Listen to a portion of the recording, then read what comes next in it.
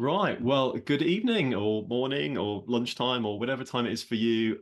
Welcome. You're most welcome. Welcome to what is the fourth webinar of 2024 for conservation careers. And tonight is all about how you apply for conservation jobs. I think one of the most important steps really in the whole career journey of securing a job is the application piece. And so many people spend, a lot of time and effort and money focusing on, getting really good experience, getting great education, building your knowledge base and your skill set, making sure you can do the jobs and you're really good and you're ready.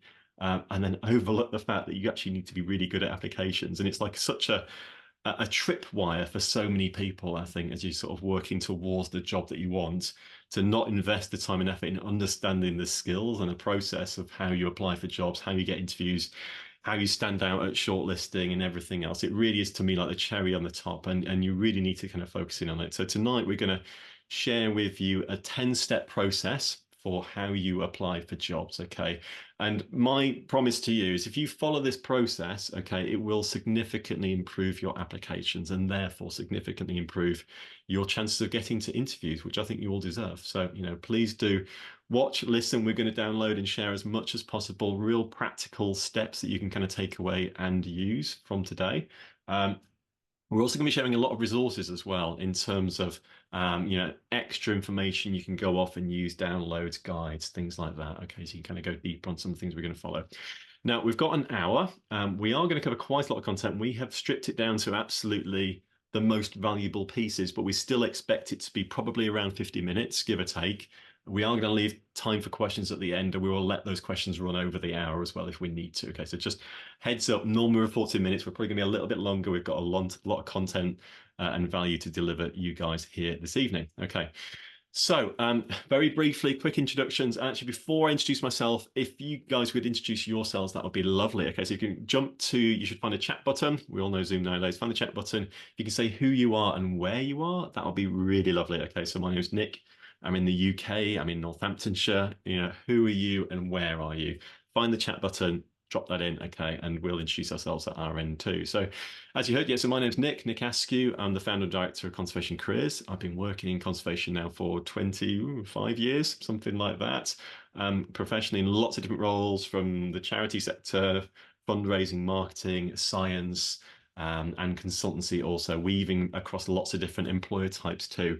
And during my career, I was asked many times, how do I get a job in conservation? How do I start or switch my career into conservation? And we set Conservation Careers up now, I think it's 11 years ago, something like that, to really try and answer that question, how do I get a conservation job?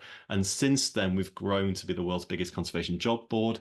We provide lots of training advice, not just to early career professionals nowadays, but to mid-career professionals too, in terms of developing skills, and a huge community of support as well. So yeah, we're really pleased to be here. And I say we, it's not just me. My usual partner in crime is with me as well.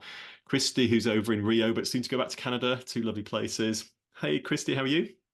Hello, I'm really well. I'm really excited to be here. Thanks, Nick. Yeah, it's something I absolutely love, is supporting people with their applications and getting people through to interviews, through to jobs. It's really rewarding. And like Nick said earlier, it's the cherry on top.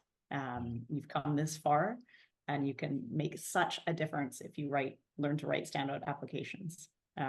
Yeah, so Nick, as he said, I'm based in Rio right now, but I'm moving back to Canada 2 days. I'm head of programs here at Conservation Careers, but prior to that, I worked in the sector for about 8 years in a bunch of different roles around the world, from communications to education to ecotourism, etc.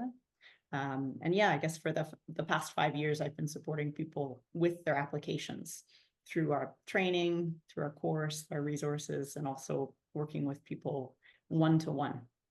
And it's such a fun part of the job. And I think we're really excited to be here and kind of share as much knowledge as we can with you guys today. Yeah, 100%. Yeah, and we're really lucky to have Kristi. She's not going to say it herself, but she's a bit of an applications guru. She's been doing this for 5 years. She wrote our guide. She supported, dozens, in fact, probably hundreds of people through applications, and has got loads of knowledge to share. So Yeah, welcome. And hello, everyone. I'm reading your comments as well. Lovely to see you all. Anna, I'm just going to say where you are, okay? Because we've got Poland, the Lake District, Tanzania, South Africa, Democratic Republic of Congo, welcome. Colombia, South Africa, we've got USA, Austria, Mexico, Hawaii. Aloha. Good to see you all. Sicily, someone in Skipton, up from my neck of the woods, Costa Rica. You guys rock. You're all over the place. Zimbabwe, Brazil, I can see as well. Scottish borders. Yeah. Wow, wow, wow, wow, wow. Welcome, everyone. Welcome to all of you. It's really lovely to see you all. Okay. Yeah. And Portugal, I saw as another name to kind of check there as well. Wonderful. And Canada, of course. We can't leave Canada out, can we, Kristi? Great. Yes. Okay. So we're here for an hour. So we will allow ourselves to overrun into Q&A, okay, if you have questions. Okay. One thing I would say is you can drop questions using the Q&A button, okay, as we go, if you keep your questions really short, and you can also vote on them. And what we'll do is we'll kind of at the end, we'll start with the most upvoted question and work our way down. One caveat, okay, is you might do well to kind of wait to the end to ask your questions, because some of the questions we will probably likely answer as we go through this presentation. Okay, but the ball's in your court. Okay. So what I'm going to do is I will share my screen and we'll kind of get the show on the road. Great. Okay. Can you see that all right, Kristi? Perfect. Thumbs up. Brilliant. Okay. Thank you. Right. So before we kind of get into our 10 steps, let's just sort of set the scene, as to why conservation jobs are important. And we asked you guys actually earlier in the year, like, what are your biggest barriers to working in conservation? And applying for conservation jobs, the application process was one of the kind of top 3 challenges, which is why I've kind of created this training for you here this evening. And when we sort of stand back and look at the stats around applications and some of the facts and figures that we kind of gather at our end, some of them are quite striking, actually start to sort of tell a story and show a pattern. So you'll see, 10% of conservation job seekers, and I should probably say only 10% of conservation job seekers have high application success rates. So there's kind of like 10% elite, if you like. These people are really good at applications and are probably getting quite a lot of the interviews, therefore. In terms of a success rate of 50% or so, it's just like a small sliver. So 90% of people are struggling, in the kind of application process. Reflecting that and sort of supporting that also, when we look at applications at our side and also speak to employers within the sector, we see about 90% of applications are of poor quality, or I'd go further and say they suck. Okay, they're not up to the scratch. They're not showing clear evidence to employers of how you fit their criteria, and not sort of showing yourself in the best light and making it easy for someone to shortlist you and invite you to interview. Okay, and that's really what we're here to address here this evening. Allied to that, around 84% during some of the studies that we've looked at, say that conservation job seekers are feeling and experiencing application burnout. And I totally understand why that might be. Few of us enjoy putting applications in. It's a really hard work. Okay. But there's definitely a skill to it, and it does get easier. And it is far better to put in fewer high quality applications than lots of low quality applications. Okay. So tonight is all about working smarter and not working harder. Okay. And trying to get you into that kind of top 10% of people that are making the cut and making the shortlist. I always am shocked by those numbers, no matter how many times we see them. Yeah. Knowing that only 10% or less than 10% of applications are actually going to be considered by employers is shocking to me. And we know how frustrating it is to be a conservationist, to be applying for jobs. You've probably gotten some education, maybe lots of education, done volunteer work, built up your skills to be employable. And then you're applying and maybe you're not hearing anything back. Maybe you're not even getting feedback from employers. It's super frustrating to be in that position too. And like Nick said, we're here to talk about why. Why is that happening? Why are so few applications being competitive? What's missing? And what most people think is missing is that they're not meeting requirements.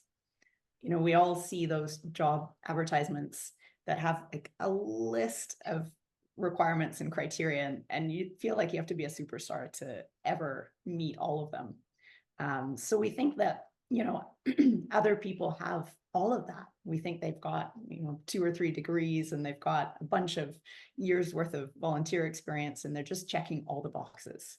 They're superstars. Or we might think that conservation organizations are advertising, but when they actually go to hire, they're hiring internally, or they're hiring people they know. And so the people who are applying from the outside just aren't getting anywhere. That's what we tend to think. But while some of those things can be true sometimes, most of the time, the reason that these applications, that so few applications are being considered, boils down to these two things. Evidence against criteria. Have you got clear, compelling evidence that you meet the criteria or most of the criteria for a role?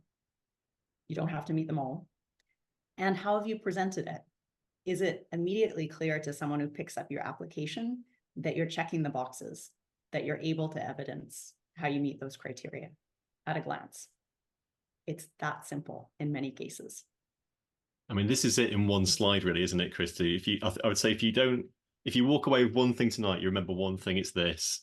It's how you evidence against the criteria, what evidence you present, and then how you present that to employers. They can find it really easily. Yeah. Totally. Yeah. And there was one conservation applicant who I worked with some years ago, and she just captured this idea so well. This is a quote from her. So she said, being in science and research, you really would have thought I would have thought about evidencing my claims about myself.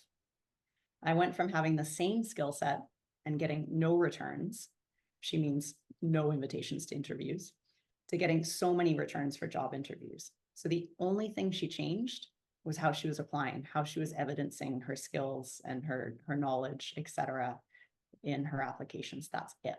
And that made a world of difference for her.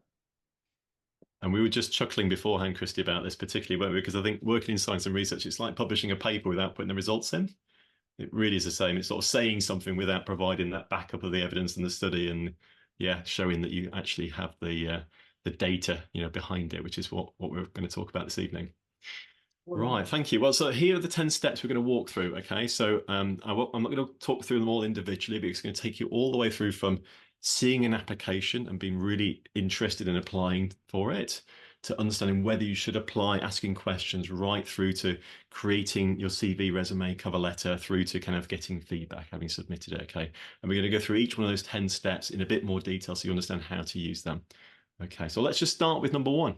Best place to start. Okay, so step one is deciding if you should apply. Okay, which sounds kind of simple. Okay, so you've crashed around a job board like Conservation Careers or one of the other websites, you saw in LinkedIn or wherever, you've seen a job that you're really excited about, that you like the look of. Okay, and you think you're going to put an application in. Okay, it's kind of got you excited.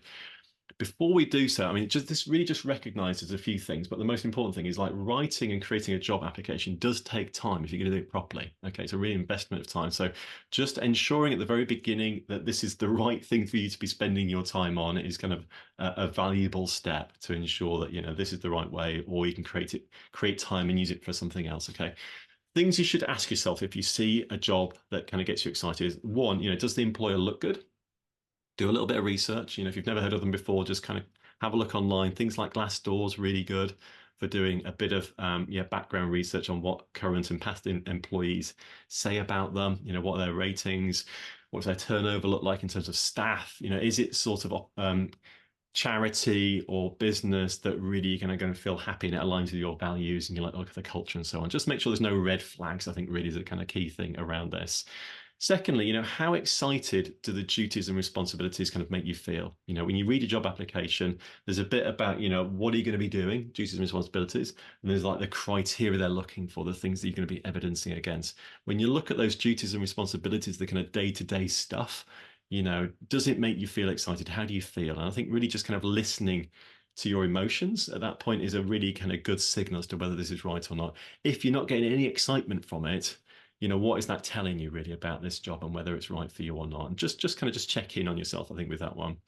Next up, how well do you meet the criteria? And this is a really interesting one. Okay, so I hear about, and I think we sort of see quite a dichotomy of people and in their approach to applications. Some people, and I'd largely say it's more towards the male end, is what I've heard, tend to kind of put in applications regardless as to whether they have everything or not. Whereas actually often, like, women often feel like you have to have everything in terms of the essential and desirable criteria in order to put in. If you don't have everything, I'm not going to put an application in. Okay.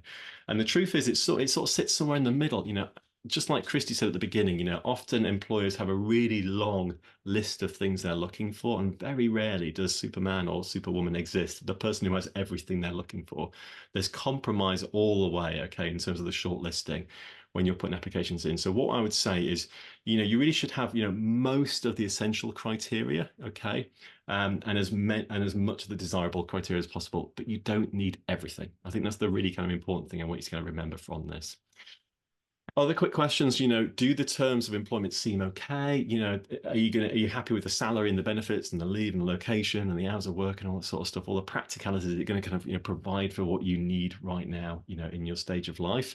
And then really importantly, do you understand how to apply in the application process? You don't want to be tripped up right at the end, when you're kind of submitting, realizing there was something else they wanted. The application was bigger than you realized. There was an additional document or there were more questions or whatever. At the very beginning, you want to understand the scale of the task, understand exactly what they want. Because the very last, or I think it's the 9th step for us, is just make sure you submit exactly what they want, no more and no less. So right now you need to kind of understand that, okay? And also, as I sort of referenced, applications, they can and do take time to do well. So just make sure you don't leave it to the last minute. Start early. Okay, start with step one, decide you're going to apply, and then move into the next step of asking if you're not sure. Okay, and start that ball rolling. Kristi, Yeah. back to you. I think it's so important, that first step, because so often we see a job advertised and think, oh yeah, I've got to apply, without even really pausing to evaluate whether it's a fit for you. It's really easy to put in all that effort and then get to the end of it and think, actually, it probably wasn't for me, and I kind of knew that from the beginning. So it's so worth going through those questions. So step 2, ask if you're unsure.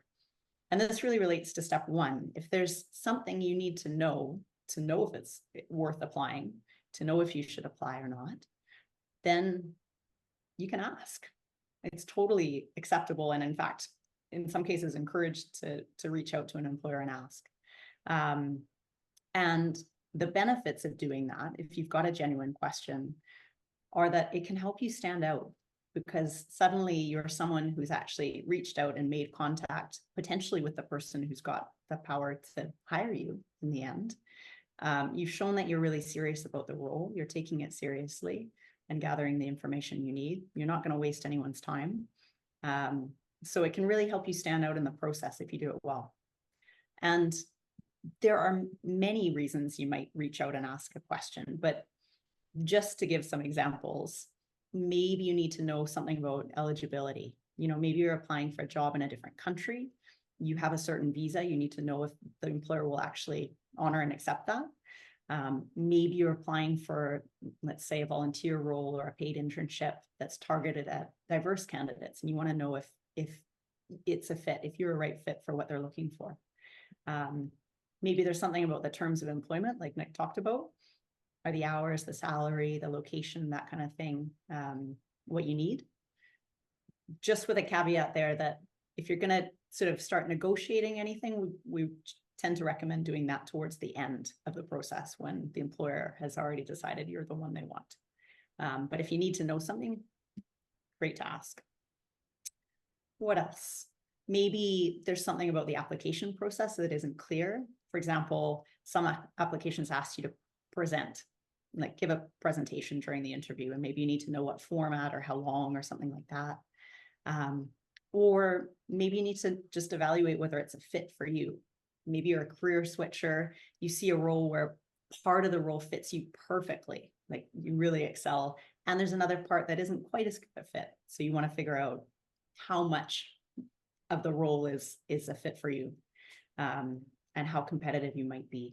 Or maybe there's a job and you love one aspect of it and you don't really love another aspect, and it's not clear how much of the job is made up of each of those. So those are just examples. There's many, many, many reasons you might reach out. But I think the important thing here is only reach out if you've got a real question that you can't answer just by looking at the job description or the employer's website, or something you can't find easily online, basically. And if you do that, that can help you stand out. Yeah. Absolutely, yeah. Right, bouncing along then. Step three. Okay, you've decided you're going to apply. You've asked for questions that you're not sure about. You've got yourself in front of them as well through doing that and got some useful information and feedback as well. It's going to help you. The next step is not to start writing your cover letter or your CV. It's to start crafting something which we call an evidence matrix. Okay, and let me kind of talk through what this is. This forms the kind of building blocks of your every application, whether it's an application form, whether it's a CV or a resume, whether that's a cover letter. It also starts the building block for an interview, should you get it. And once you've done it once, it can grow and expand and make every application in the future stronger, better, quicker, easier as well. So it's a really fundamental step and dead simple to do as well that allows you to be really aligned to what the employer is looking for with your examples. Let me talk you through it. Sounds grand, evidence matrix is simple. It's a spreadsheet. Okay, so in front of you, you can see down the left-hand side there, criteria from a job, a real job that was we supported someone through a few years ago for the IUCN, International Union for Conservation of Nature, which is Project Officer, Marine Plastics and Coastal Communities Project. Okay, so it's a project officer role in a marine project. What they're looking for, you can see here. So there's what, I don't know, 8 or 9 essential and 2 desirable. They want someone with a master's degree, good communication, organization, admin, and reporting skills, 3 to 5 years relevant experience. They want someone who's a motivated self-starter with strong interest to work in an international environment, plus ideally someone with a proven knowledge of plastics, and also another language would be an asset. Okay, so that's what they're looking for. Okay, so your job is to find your examples that match what they're looking for and then create your documents, your applications around that. The way to do that, okay, step one is just identify all your kind of experiences to date that you can kind of map across to those criteria. So we're talking about any paid employments you might have. This person here, you can see on the right there, worked for Chevron UK as a trade manager. So they've been a switcher in the past. Any education you've got, you'll see this person did a master's degree in conservation science at Imperial. Any volunteer or internships, you'll see this person was a volunteer leader for UNICEF for an expedition in Africa. You can also put things like hobbies and interests if they relate and are relevant as well. So really you can have as many columns as you want down the side here. Because what you're going to do, okay, is for each of the criteria, just map across what have you done within each of the columns. In this case, the leader volunteer for UNICEF expedition in Africa. What have you got in terms of a master's degree that relates to that? Well, in this case, nothing. Okay, but you have a master's degree over to the right. We'll get to that in a second. What did you do whilst you were a volunteer for UNICEF that showed you have good communication skills? Did you do anything regarding communication? Okay, this person created a website and also made a documentary film. Great, we'll log that in there. Okay, do that for all the criteria for one role. Okay, so you can see this person organized an expedition from London to Mali. So that's great organizational skills, a good bit of evidence there, and so on. Okay, and then do that for all your columns. Okay, so just build it out. What it does is kind of give you a real kind of 360 view of your career, your experiences today, and how that maps in specifically to this job, okay, that we're talking about in question. Okay, and that very quickly then forms the foundation of what gets sprinkled into the various documents, and we'll show you how to do that now. I just love the evidence matrix. It's such a simple concept and it's so powerful. So step 4 is all about crafting your career success stories. And you've probably noticed that most people, when they apply, I've definitely been there also in the past, jump in and start writing their CV or resume and their cover letter. So most people jump into steps 5 and 6. We're still in step 4 and we're just preparing. And this step is really quite neat because this is going to generate the bulk of your application, not just your CV or resume, but also your cover letter. And if you get through your interview too. So this generates the meat of your application, really. And why career success stories? It's because you're applying to a human who's going to read your application, and humans make their decisions not just with logic, but also with emotion. There's a human component.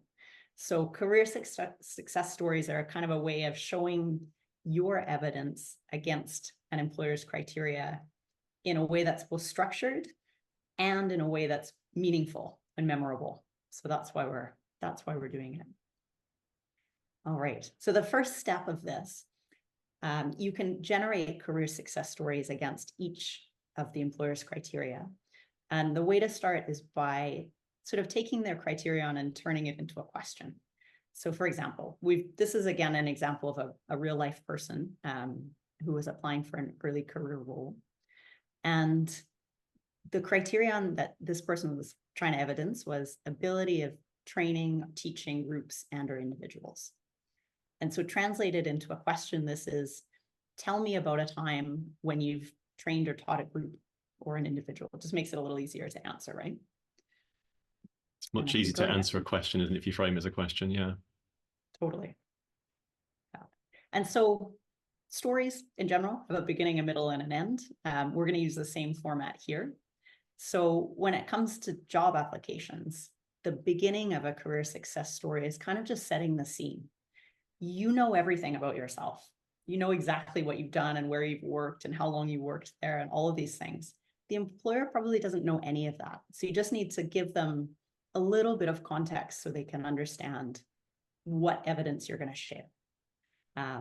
So usually you can ask, what was the task at hand? This might be things like the job title, the employer, maybe a key goal or a project. So this particular applicant has written, while volunteering with the Marine Conservation Society as a sea champion, our aim was to improve understanding and raise awareness of marine conservation issues, including marine plastic pollution. I had an opportunity to present to a women's group. So just setting the scene.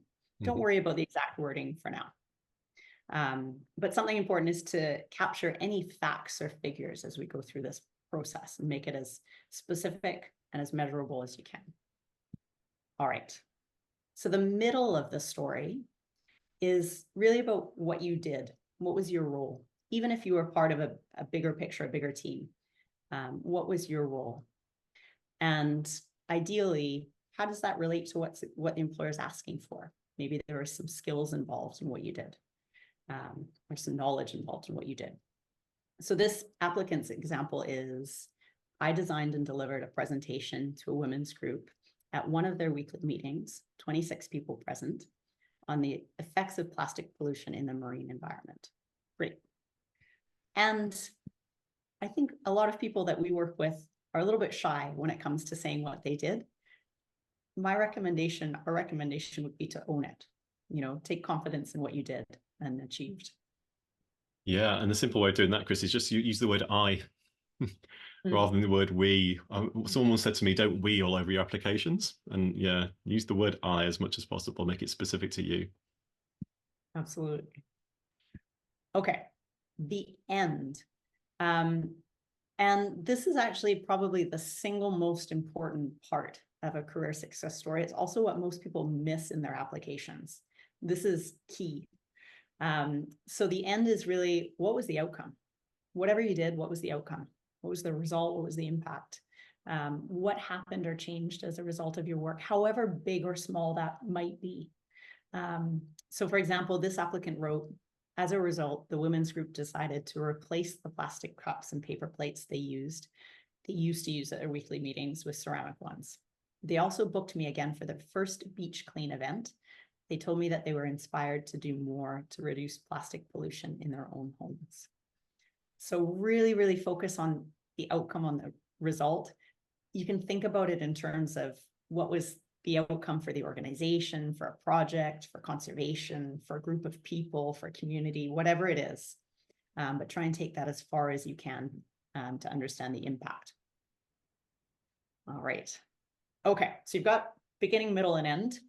Now we're going to turn that into something that you can use in your application. So the first step is, what would this career success story look like in your cover letter? And the idea here is just to edit it down brutally. We say brutally because really you can often take out way more than you think you can. So this story edited down to about 50 words sounds like this. As a Marine Conservation Society sea champion, I taught a group of 26 women about marine plastic pollution. As a result, they switched to ceramic cups and plates at weekly meetings, rebooked me for their first beach clean event, and said they were inspired to reduce plastic pollution at home. 50 words. Great. So that's an example of something that you could put in your cover letter, and we'll come back to that. And then we're going to edit even more brutally and try and get it down to fewer words. So it's something that you can put in your CV or your resume. So the same example in short form sounds like this. As a Marine Conservation Society sea champion, I taught a 26-person women's group about marine plastic pollution, resulting in reduced plastic use and collaborating on a beach clean event. 29 words. Amazing. Pretty succinct, pretty powerful, gets the message across pretty clearly. The other thing to keep in mind when you're writing your success stories is to help the employer make the connection between what you're saying and their criteria. It seems really obvious to you what you're evidencing. It's not always obvious to the reader, so help them. If they've used keywords or key phrases when they talk about their criteria, see if you can include those. Make it as crystal clear as you can. Which we've done in green here, right? So you've taught a women's group, so hopefully that'll trigger, it's about teaching a group. Yeah. Exactly. Yeah, exactly that. All right. Step 5. So this is where most people start. Jumping in and looking at their CV or resume. And we've probably all been there. I've been there where you sort of pull it out and, okay, what am I going to change? What am I going to put where? How's this going to look? How am I going to fit everything I've ever done in my life into 2 or 3 pages in size 9 font? Very common. We're going to think about it in a slightly different way. So if you want to go to the next slide, please, Nick. This is just kind of a fun analogy here. Like, imagine you're going to a game and let's say you just get free seats. You don't have to worry about what they cost. Are you going to want to sit in these seats here, these like front row luxury seats on the field? Or do you want to be like way up in the bleachers somewhere? And the answer is fairly obvious. You're probably going to want these seats. These seats are worth more. They're better. It's the same thing for your CV. Some parts are worth more. Some locations on your CV are worth more than others. So at the top, like 1/3 of page 1 is prime real estate. That's where you want to put your most important stuff. Whereas the end of page 2 or maybe page 3, depending how long your document is, we're lucky if the employer gets that far and reads that stuff. So you want to prioritize where you put things. The whole game of writing your application here is to figure out how to put your most relevant, most impressive evidence against the criteria in front of the employer so they can see in a second at a glance that you're a potential fit. And then they can keep reading if they want to.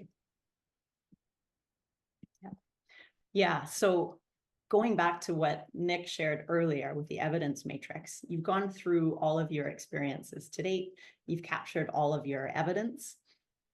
For getting it into your application, you just want to go through and select everything that's most relevant. So what's highlighted in green is almost everything in this case. It's all the stuff that's really relevant to the role. And that's what's going to go into your CV or your resume. Mm-hmm. Exactly that. Yeah. So you want to find all of those relevant things and put them in. Something that can help you do this is thinking about different styles of CVs and resumes. And there's 3 kind of main styles: chronological, functional, and hybrid. Chronological, if we go to the next slide, this is the one that most people hear about. It's kind of the most traditional. So this, and we've used an older version of my CV just so you can see visually what the difference is between these 3 styles. So it's like the same information, but rearranged in different ways. So this type of CV or resume lists your work history in chronological order, or reverse chronological order rather. So it's your most recent role first, and then working back in time. And this can work brilliantly for people who have a really relevant work history and consistent work history in relation to what they're applying for. It can work super well in that case. But it's not the only way to structure your CV or your resume. So another style is often called functional.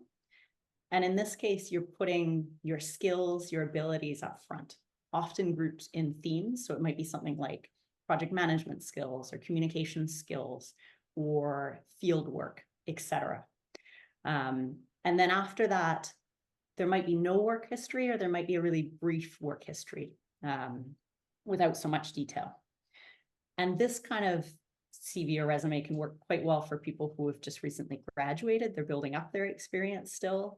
For career switchers or people who are returning to careers after a break.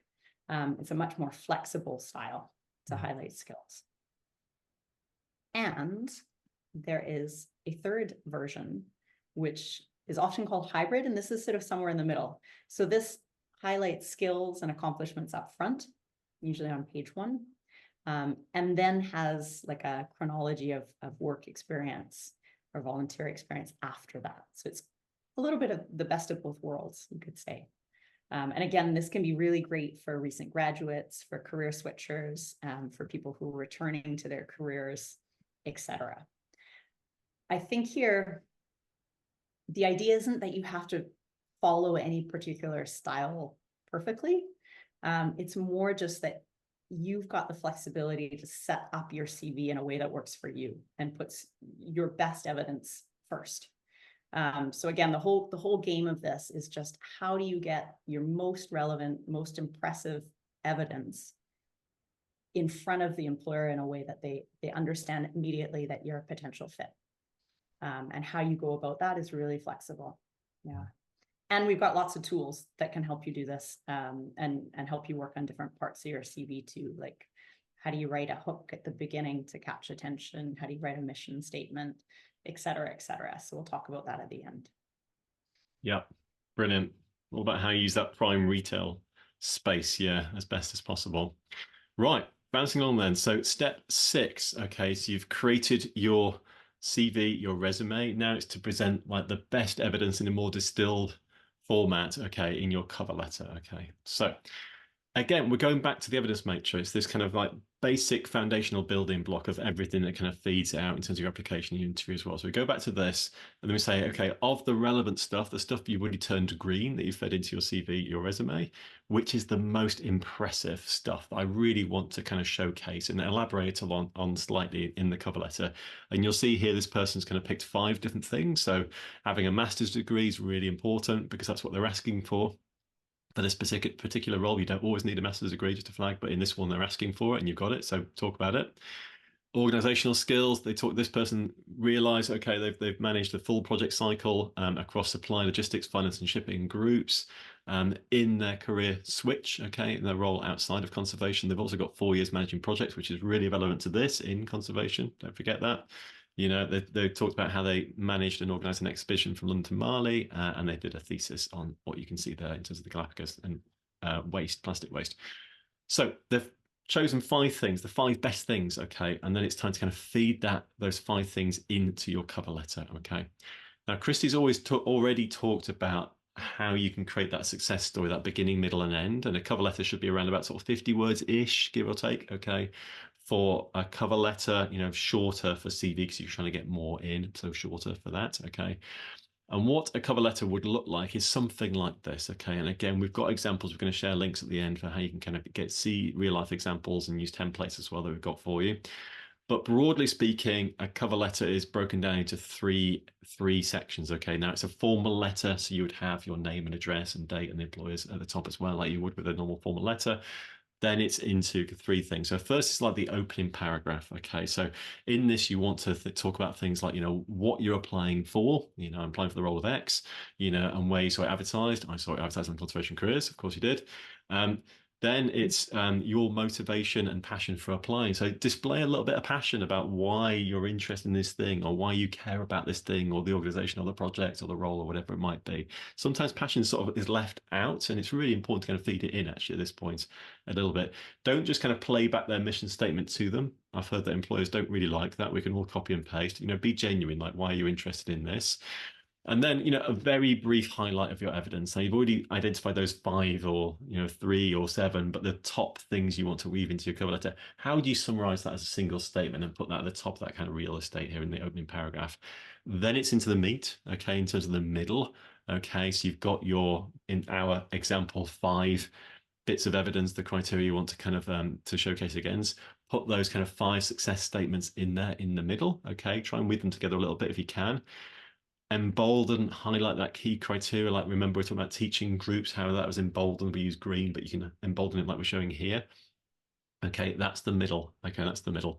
And then at the end, dead simple, just a quick sign off, really, reiterate your interest in the role, how you might fit, thank the hiring manager for their time, and politely request an interview. Really dead simple. Okay, so that's the kind of loose structure. Obviously, you can put your personality into this. There's no right or wrong way of doing it, but that's the kind of content you want to try and weave in there. I think cover letters are just like everyone's kryptonite, right? Very rarely do we meet someone who loves writing cover letters. So I think this process is so powerful because you can go and generate all of those career success stories, and all you have to do is arrange them into your letter and add an intro and a close, and that's it. So it really simplifies the process of writing. No more staring at blank pages for ages. Okay, so step number 7, edit everything brutally. And again, brutally, we use that word because editing is super important if you want your application to stand out.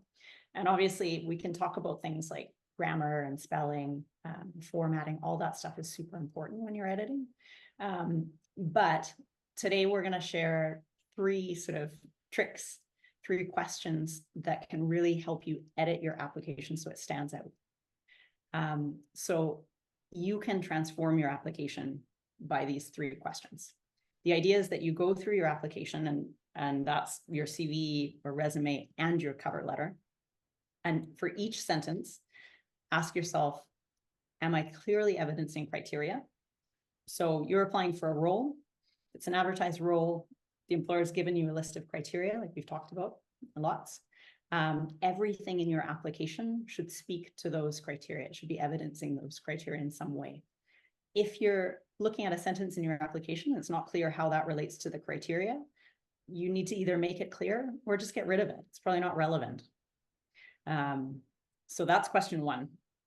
Question 2 is, could someone else write this?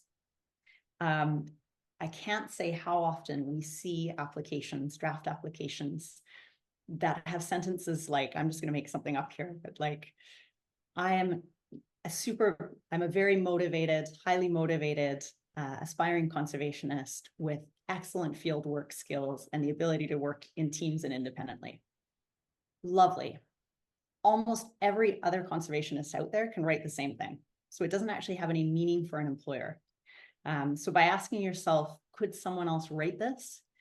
That's telling you, are you being specific enough to sort of showcase what you're bringing? Is it unique enough to you? And if someone else can write it, it just means you need to reword it to be more specific about your evidence and what you bring. The third question is just about making your application concise and clean. So it's, does each word add to my message? The whole game here is to provide evidence against criteria. And if you've got words in there that aren't helping you do that, that aren't changing your message or adding to your message, probably they're actually cluttering your message. And taking them out will make it much clearer and much more powerful. So you can delete anything that isn't necessary and really be ruthless. Yeah. And it makes the world a difference, doesn't it? Yeah, it really kind of simplifies and streamlines it and just makes it so clear to employers. Absolutely. Okay, step 8, we're getting close. This step, I am willing to bet that most people don't do this. They don't do it because they're shy about sharing their application, or there's not enough time, or some other reason. But step 8 is get your application checked by other people. And I can say for myself, if I had not done this and gotten very in-depth, quite often brutal feedback from other people, I wouldn't have learned to write applications. So it's super important. And why do we do it? We do it because when you're the person there writing your own application, you're like focused in. It's like bushwhacking through the forest. All you can see is what's right in front of you. Do I use this word or that word or this bit of punctuation? How do I change this font size? You're just too close to it.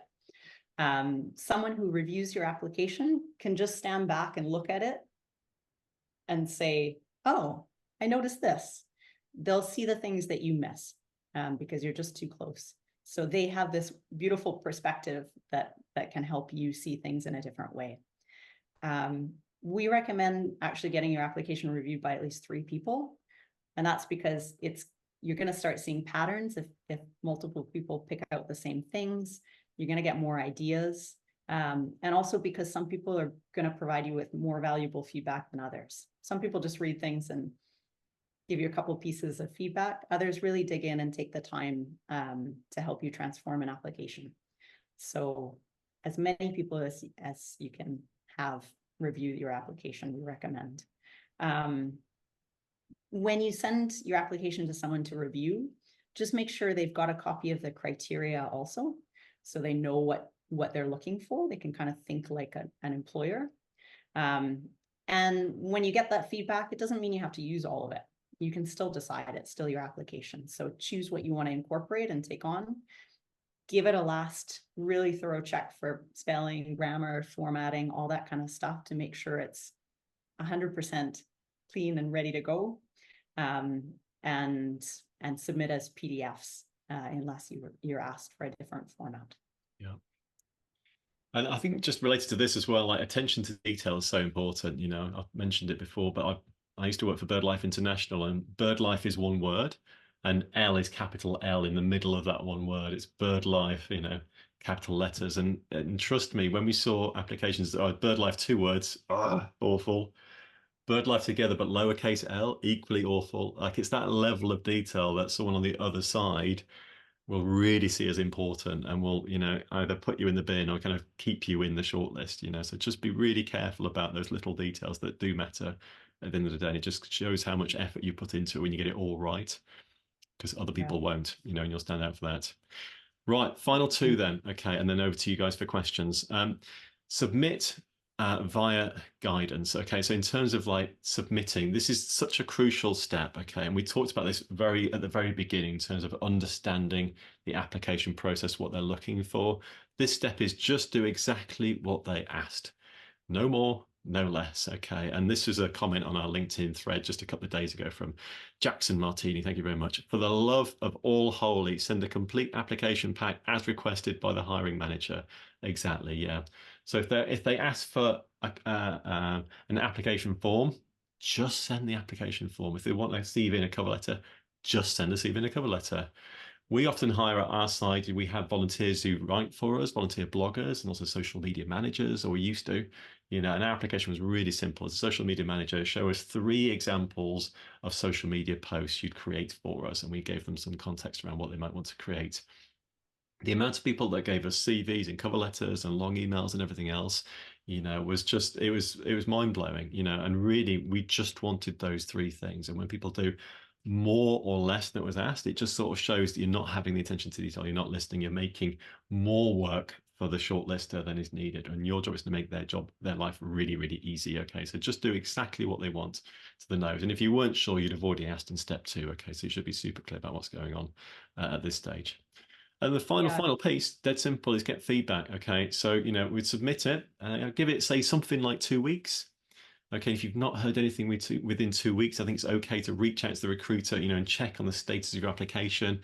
You know, be polite and organized, not pushy. Just give them a gentle nudge that you're still out there and, you know, really interested in that job and see where things are at. Okay. If you don't get feedback, you know, don't worry, don't take it personally. You know, lots of employers are really busy, you know, and not many people do actually get feedback, but it's always worth asking because anything you do get can be real kind of nuggets of gold that are going to help you to understand where you are in the process or help you with the next application where you're not to be successful this time. I think this also relates really nicely, Kristi, to getting it checked by others, because that's the one bit of feedback you're almost guaranteed to get from your friends and family, whereas this is the bit of feedback you're not always guaranteed, but if you do get it, it's really valuable. Okay, so do ask. Okay, it's really important, and kind of check in on them, see how it's going. Okay, and get any feedback you can get. So that's the 10 steps. Okay. We're going to go to you in a second in terms of your questions. Before we do, you know, if you want to kind of get more application for help from us, we have various options you can see here on screen. Okay. First up, we have an application guide. It's totally free. Okay. I don't know, Kristi, can you drop it into the chat? Thank you very much if you can. Yeah, we've got links for all these things. So the application guide is a systematic step-by-step process. We go into more detail than we've just talked about here and shared. You'll see examples of those different hybrid and chronological, okay, and functional CVs. You can see applications that worked as well and things like that. Totally free. You can kind of download it from our website and download it and enjoy it. We also have a couple of paid options. We have our Conservation Careers Academy, okay, which is about £8 a month, and the equivalents in dollars and euros as well. Within that, we've got loads of value in terms of how you can kind of get application support. So we have an applications training course. Okay, so all this is recorded as a self-paced course you can kind of watch in your own time. Okay, and we walk you through examples on the screen and kind of give you a guide to kind of work through as well. So you can, at the end of it, you have an application that's followed all these steps and you've created for yourself. You also get access to our job board, 15,000 jobs per year and counting, and volunteer internships and everything else that's kind of going on. We've got application templates in there. We've got loads of, we've got a CV application resource library, so you can actually see examples, real life examples of people that have applied for different jobs for different organizations, those that have been successful, okay, and what you can learn from that for your own applications. And that's all within our private CC Pro members support community. Okay, so we've got a big community of stuff that's going on in there in terms of events like this and many others. We had a community catch up just 4 hours ago, 3 hours ago even. That was really fun to kind of see what's going on with the guys. And then also, be remiss not to mention, we also have one-to-one application reviews. So if you want to be reviewed, if you'd like Kristi to review our application, okay, we do have that available for you as well. Woo, we have covered a lot, Kristi, in all this. I think we've kind of come a long way, and we are bang on time. We said we'd be 50 minutes. It's 52 minutes. I think we started a minute late, so actually bang on. So absolutely brilliant. And it's been getting darker and darker at this end. I don't know if you can still see me actually, but it's now it's quite dark. I can see you. Yeah. Good, good. Okay. No, you're welcome. Thank you, Esme. Right, so it's over to you guys. Okay. I hope you found that really valuable. Yeah, if you can jump now to the Q&A wall, you might find a button down there called Q&A. If you can ask a question, please keep your questions really short. That's the one rule I'd ask. Keep it to like a short, edit brutally, people. You know, keep it to like one sentence because that's so much easier for us to then read and respond to at our end. Okay, so and then also, if you can vote up or down, I'm not sure if I can see the voting buttons on there. If you can't, don't worry, we'll try and answer as many as we can. That's the place to go. Okay, so where should we start, Kristi? Okay. I can't see which ones have been upvoted. Can you see that? No, I'm not sure. Guys, are you Or able maybe to vote? I think maybe you're not able to vote. I maybe that don't know. didn't work. But we've got well, we've got 9 questions in there. So I'm just going to pick some off, okay, and work down, and we'll answer as many as we can over the next sort of 10 or maybe 15 minutes, something like that. So, anonymous attendee, welcome. Okay, what's your take on applications? I'm just starting at the top, where cover letters are listed as optional. Oh, interesting. Yeah. My response would be, if it's optional, I would take the opportunity to use it. Yeah, that in one or maybe 2 sides. Yeah, you can really kind of showcase your best evidence in a bit more detail than you can in a CV or resume. So if the option's there, I would grab it and use it actually. Yeah. What about you, Kristi? I fully agree. Yeah. Yeah. Why not? If you can sort of highlight your best evidence for them at a glance in a cover letter, go for it. Yeah. Yeah. Absolutely. Brilliant. Yeah, I agree too. Next one up. Do you have any tips, advice for unsolicited applications? That's a really great question. Really great question. Yeah. Yeah. I've Kristi. got one. Yeah. Mine is really simple, actually. We get a lot of questions from people who are looking to sort of apply cold, let's say. And those people, most of them worry about like perfecting a CV or a letter, a formal letter for those. And sometimes that can work. But I think if I were to offer a piece of advice, it would be to treat it as a conversation between you and a potential organization or potential employer, where you're looking just to explore if there's a match between what you can offer them, and go from there.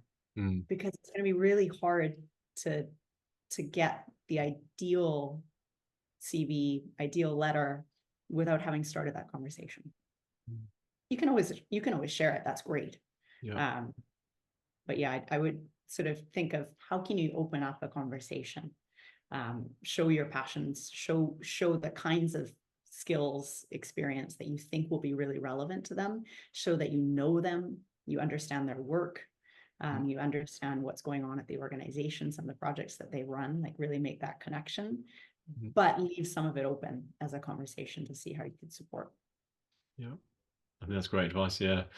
I'd also say there are some areas of conservation and environment, like the sector, where unsolicited applications are quite welcomed, actually. And the bit that stands out to me would be like ecological consultancy.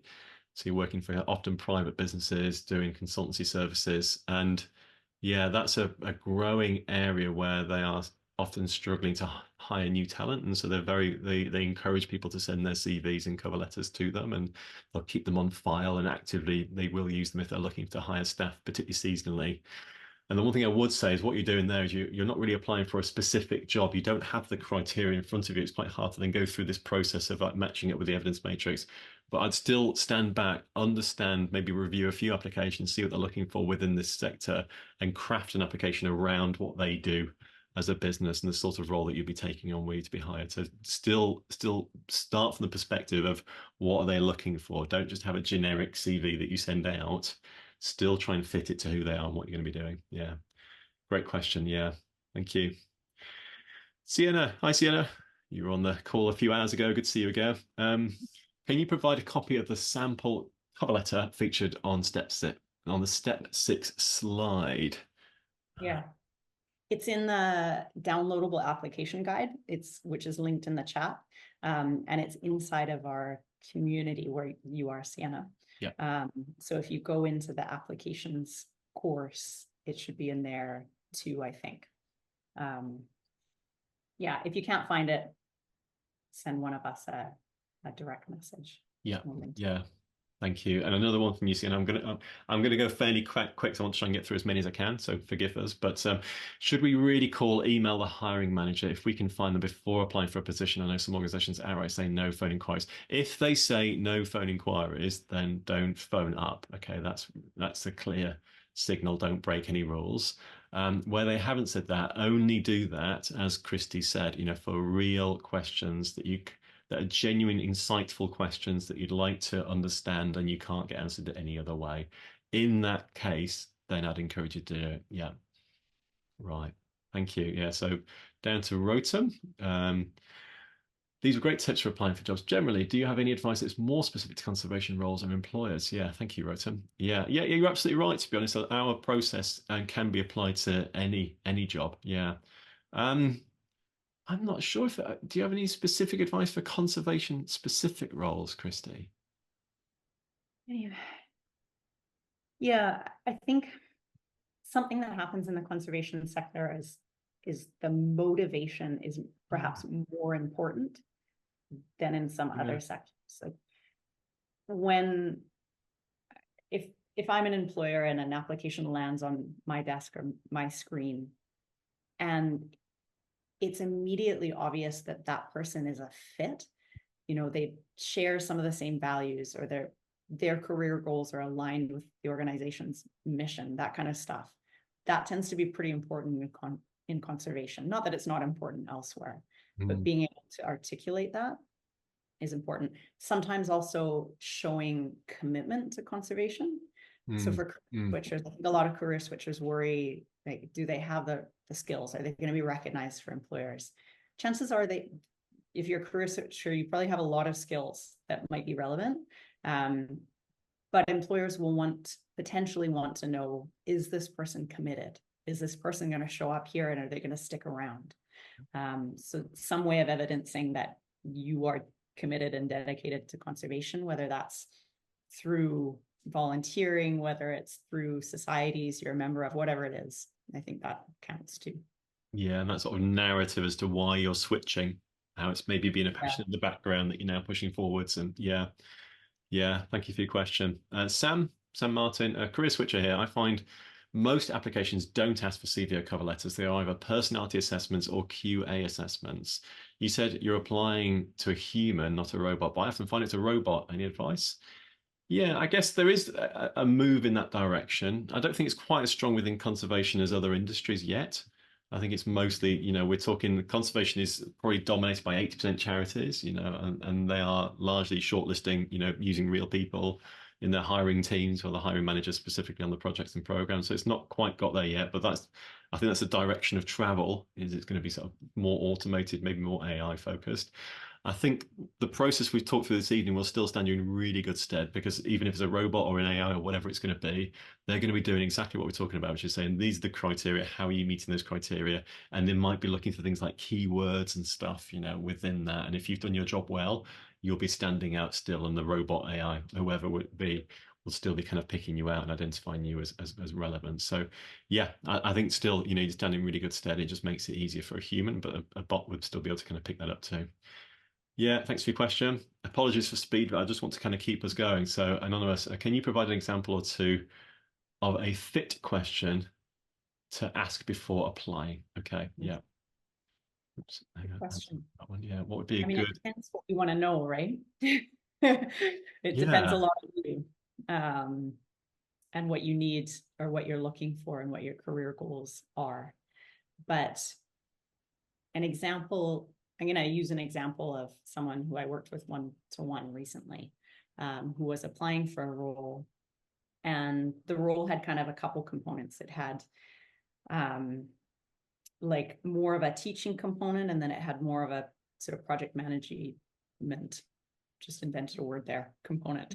we But like it. it had different elements to the role, right? And this person was really strongly interested in one aspect. They'd sort of gone through and done the work of identifying what they wanted in their next career step. And they were more inclined towards the education side and wanted that to be a big part of their next role. But it wasn't clear from that particular job description how much of the role was that, if it was 10% or if it was 70% of the role. So that person reached out in that case to get a better sense of what the breakdown of the role was like, to know if it was a fit for them. Mm, And that started a nice dialogue for that person. mm. You can go in That's 100 different ways, can't you? Yeah.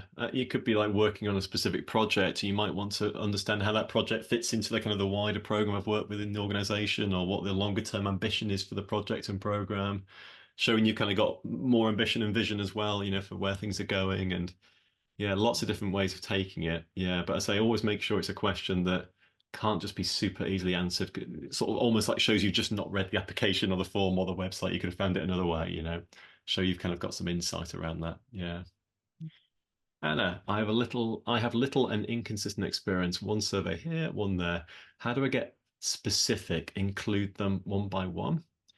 Okay. Yeah. Yeah. Well, I think the your evidence matrix, in a way, that's the opposite problem is you have like one thing and you talk about it again and again and again. I see that in applications sometimes, when I was a project manager at this place, I did this. When I was a project manager at the same place, I did this. What you've got is kind of a breadth of experience across lots of different things. And that's not necessarily a negative thing. It shows kind of, you've kind of got a kind of a broader skill set and experience to be drawing from. So yeah, it comes down probably to the how you structure it within a CV or a resume, like which format suits you best. And you might find that maybe like a hybrid or a functional format might be better for you, rather than sort of listing things out individually. Just showcase how you fit the criteria. Yeah. Totally agreed. Yeah. Loveness, what is the difference between cover letters and motivation letters? Good Is there a question. difference? Yeah. Like someone asked this in the community recently. This question sounds familiar. Yeah. Sometimes there is a difference and sometimes there isn't a difference. Quite often organizations ask for motivation letters. For example, if you're applying to a university, if you're applying for a degree program, or if you're applying for an internship or something like that, where the motivation is really, really important, and potentially even more important than your experience. So being able to articulate where you want to go in your career, what you're interested in, what you're passionate about, how that connects to whatever organization you're applying for, can be really important.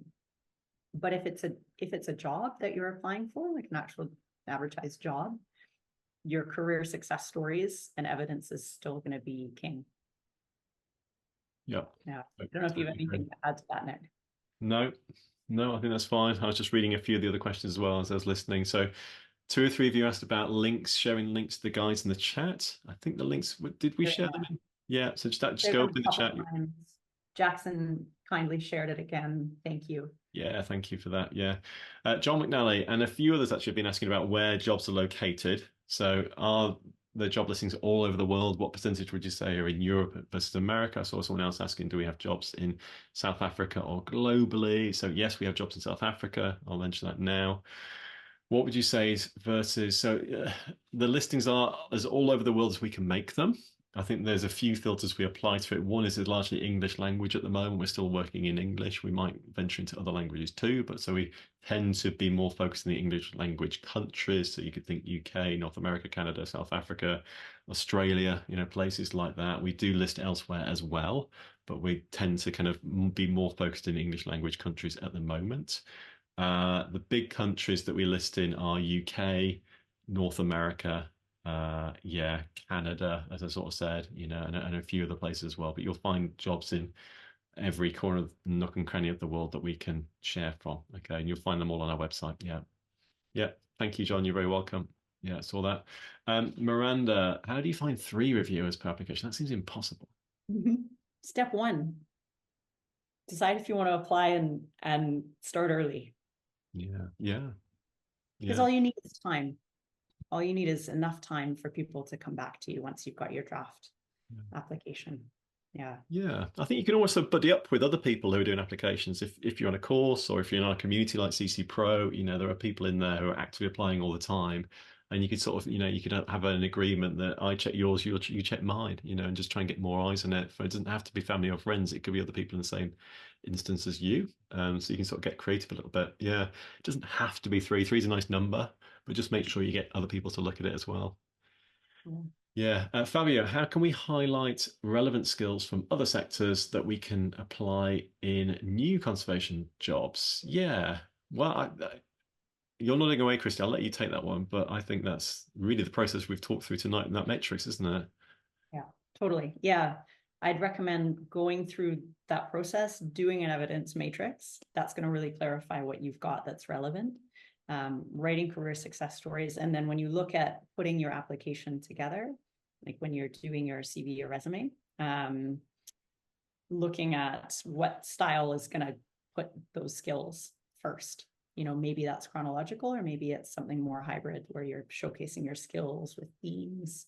So again, it's just how can you get those skills up front in front of the employer, really, so they see it at a glance. Yeah. Yeah. Tom White's in Scotland. As an entry-level applicant, is a degree in conservation biology essential?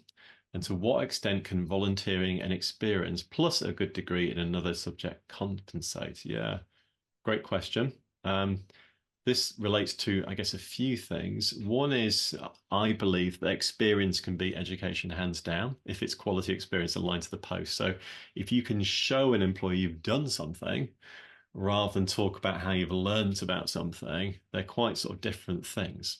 So a really good volunteer internship, maybe something you've kind of created or crafted for yourself that aligns to the niche and the area you're really interested in, can be really valuable to you. Okay, and we've done webinars on that, so you can probably find that in our history and kind of dive into that in a little bit more detail. Is a degree essential? It really depends, I would say, largely on the role that you're kind of leaning in towards, the niche you want to work in. For some areas, a degree or even a master's is probably quite essential. So something like science and research would be a really good example of that, where those, academic qualifications are really highly valued. For others, it might be less so. So really, the answer is probably it depends a little bit. If you go to our website, if you go down to the footer, and look for the word master, you'll find a really detailed guide there that we wrote around whether you need a master's degree to work in conservation or not. Yeah. Okay. And I think, yeah, thank you. You've been showing the webinar in there. Yeah. So have a look at that. And really, the answer is it really depends upon the area you want to work in. But do remember that experience is really valuable. The only little caveat I'd say around all this is that conservationists can be quite an educated bunch. So when we've done surveys in the past, we find that something around, I think 60 plus ish percent, 65-ish percent of professional conservationists have a master's degree or higher. So we're quite an educated bunch.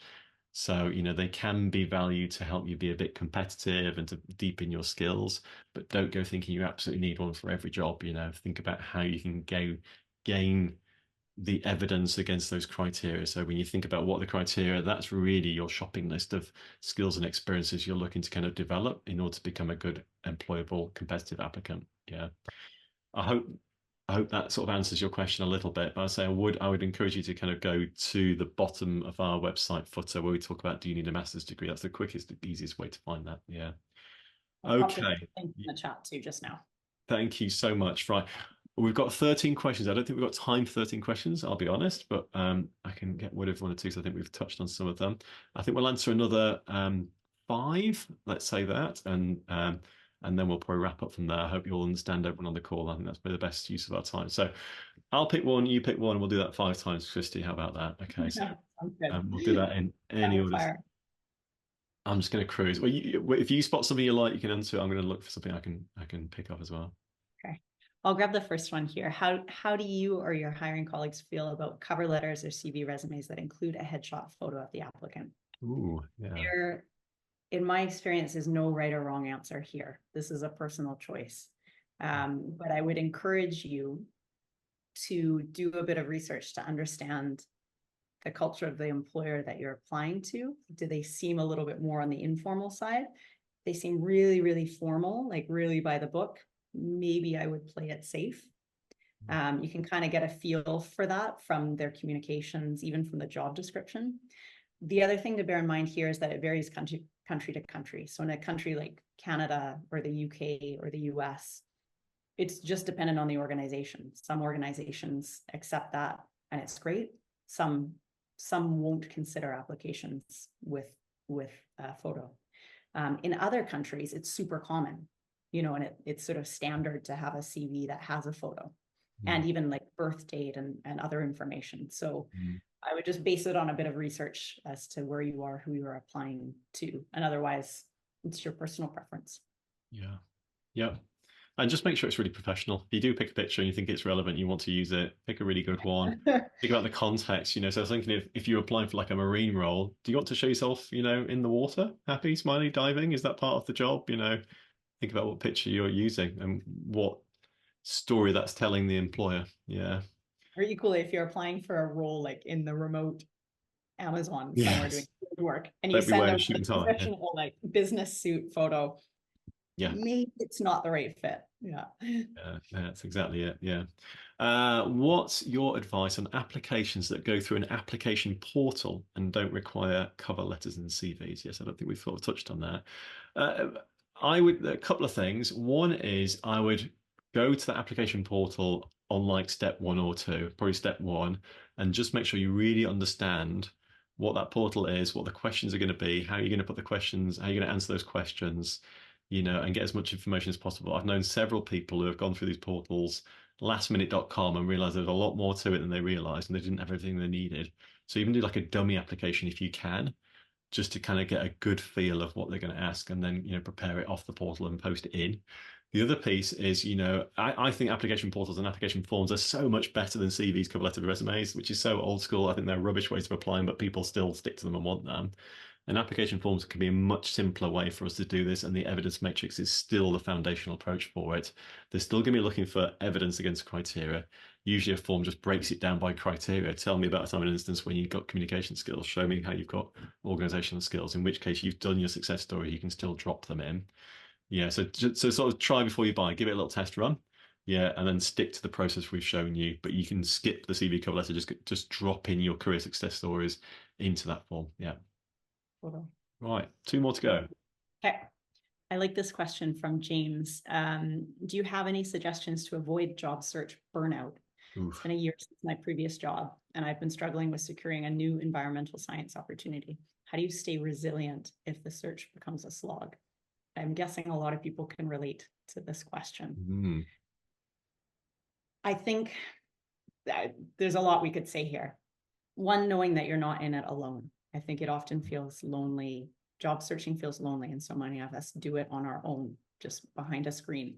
So anything you can do to connect in with other people and get some community support, some peer support, I think is really valuable. Then you're getting support from other people when you feel low, or if you're struggling. And knowing that it can feel impossible for a long time. And then all it takes is one role. Mm-hmm. That's it. And sometimes it takes a year to get there. Sometimes it takes 6 months to get there. Sometimes it takes people 2 years to get there if they're, say, switching careers. But you'll get there. And from there, everything opens up once you've secured that first role. But yeah, I think like not being in it alone is huge. I think that's huge. Yeah. Yeah. And we all feel it. Yeah. The I would also, if you've been applying for a long time and you're not getting anywhere, stand back and ask yourself why.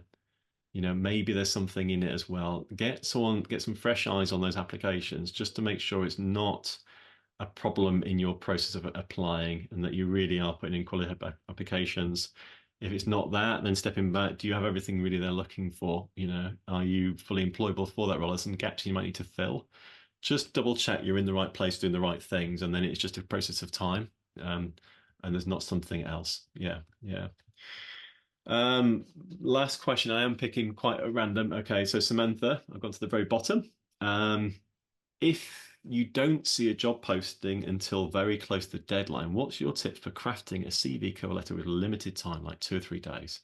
I think 2 or 3 days is totally doable. The last role I applied for and got, which is a while ago now, I wrote in an evening very quickly, breaking all the rules. But that's how it was. I was upstairs, my wife was downstairs. We had a Google document, and she was editing as I was writing. It's like the fairies were working down. It was really good. So you can do it quickly. This is the ideal process. If you need to kind of break the rules and work quickly, then do that. Yeah, I would, but you need time. Honestly, a big problem we do see is that people, and this might relate to other people here in the community too, just putting application after and going really, really quick and not spending time on each application. So another question I saw here is like, how much time should you spend on an application? I think it speeds up and it gets quicker as you get better, as you've got that evidence matrix and all the success stories written, and you're just more dropping in and editing for each individual application. So it speeds up. But if it's starting from scratch, I would say it takes at least a day per application. It might be more for some people, it might be less, but something like that. Yeah. So Samantha, if you've got time and if you've got a lot else going on in 2 or 3 days, that feels like lots of time. The bit you're going to struggle with is getting feedback from other people, I think, in that time scale. So you sort of, ideally, you should be able to craft something within a day and get some feedback from someone. So you need to be lining people up quite quickly to get that feedback. But if you've only got 2 or 3 days, that's all there is. Go for it. If it's really important to you, yeah, go for it. I once applied for a job carrying my laptop on a 5-day hiking trip so I could apply. Yeah, Sometimes you got to do what you got to do. yeah, And I got it. Do we have time for one more, Nick? yeah. Go on. Yeah. Okay. Jackson's asked, as someone living in the US but planning to get a master's in the UK or EU, how hard is it to get conservation jobs coming from a different country or continent? I picked this one because we get asked this question similar questions quite frequently. Like, is my degree going to count when I go apply? And I personally, I don't know about you, Nick, but I've never come across an employer who's like, "Ooh, I don't like your particular degree." Mm. If the degree is relevant to conservation, it's relevant to the role. It's not often that it matters where it came from, unless maybe you were applying for something really specific, like you wanted to work in, I don't know, ecological consultancy in the UK, where you need specific knowledge of species and ecosystems, let's say. Nick, you probably know this better than I do, having experienced that area. But maybe in that case, it might matter where your degree's from, but in general, a degree is a degree. And often the experience that you get is so much more valuable too than just your education. Yeah. And reading your question also, like if you're in the US but looking to get a master's degree in the UK or EU, you kind of got your feet in both ponds, if you like, if that's mixing the metaphors entirely. Certainly across the pond in 2 continents. So you sort of in quite a good position then to be sort of moving between the different kind of the regions and the countries that you probably know quite well by then. Yeah. Yeah, we get asked a lot. oh, I'm applying to work in X country, but I have experience in a different part of the world. Mm. And people see that as a negative. And to me, that's actually really positive, because suddenly you're someone who's bringing in a unique perspective that most applicants within that country don't have. So maybe look at what you bring and what makes it unique and what makes you stand out, rather than what you're lacking. Yeah. Kristi, just list the countries you've worked in. Oh gosh. Everywhere except for Canada. No. UK, Peru, Australia, Australia. Kenya, Yeah. Yeah. Mexico Brazil, briefly. Canada. Yeah. So Tennessee. yeah, you can. I think that just strengthens who you are as an individual. Yeah, and those jobs are international. To be honest, one reason we set conservation careers up was to show the international nature of conservation jobs. And there's lots of in-country job boards. There are very few doing it internationally, and that's the area that we've really enjoyed kind of playing in. So yeah. Listen, it's wonderful. 54 of you have stayed on to the end. We really appreciate all of you. Many of you stayed right through, so we appreciate that. Thanks for all the questions. I'm sorry we didn't get to everything. I hope you understand why. We've answered as many as we possibly can. Yeah, it's been really fun. We are going to share the recording of this as well, so if you keep an eye on our website, a recording will be coming your way too. For those who missed it, welcome. And yeah, and we'd love to see you in our community as well. We did mention, we have this Conservation Careers Academy. Some of the members in here today, I've seen some of the questions, like Sienna, we were talking just a few hours ago, on a kind of catch up. We do lots of these types of events. We have Q&As, we have community support. You can share your application into our community, and other people will give you support and advice. Kristi, myself, and other CC people are in there as well. So if you want to jump in, it's only £8 a month. We deliver a lot of value for job seekers like you within that community. Yeah.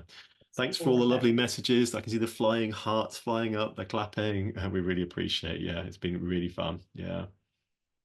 It's been great. You guys everyone here has been so engaged. I've really enjoyed the session and also all the questions everyone has asked. So, and yeah, now it's over to everyone here to go through the process, do your evidence matrix, write some career success stories, and hopefully transform your applications.